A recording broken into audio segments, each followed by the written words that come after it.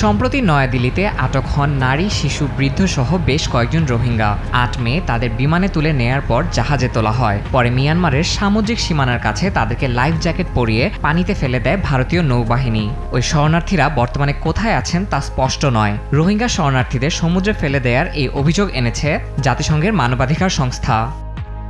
আটক হওয়ার পরপরই ওই রোহিঙ্গা শরণার্থীদের সঙ্গে যোগাযোগ বিচ্ছিন্ন হয়ে যায় পরিবারের। এই ঘটনায় প্রিয়জনদের ফেরত চেয়ে ভারতের সর্বোচ্চ আদালতের দ্বারস্থ হয়েছেন স্বজনরা। আমার ভাই আমাকে বলেছে তাদের সবাইকে লাইফ জ্যাকেট দেওয়া হয়েছিল এবং হাত পা ও চোখের বাঁধন খুলে দেওয়ার পর তাদের পানিতে ফেলে দেওয়া হয়। তারা প্রায় 30 মিনিট সাঁতার কেটে নিজেদের প্রাণ বাঁচায়। এরপর এক জেলে তাদের উদ্ধার করে একটি দ্বীপে নিয়ে যায়। আমার ভাই সেই জেলের ফোন দিয়ে আমাকে ফোন করেছিলেন। এই ঘটনার তদন্তে একজন বিশেষজ্ঞ নিযুক্ত করেছে জাতিসংঘ।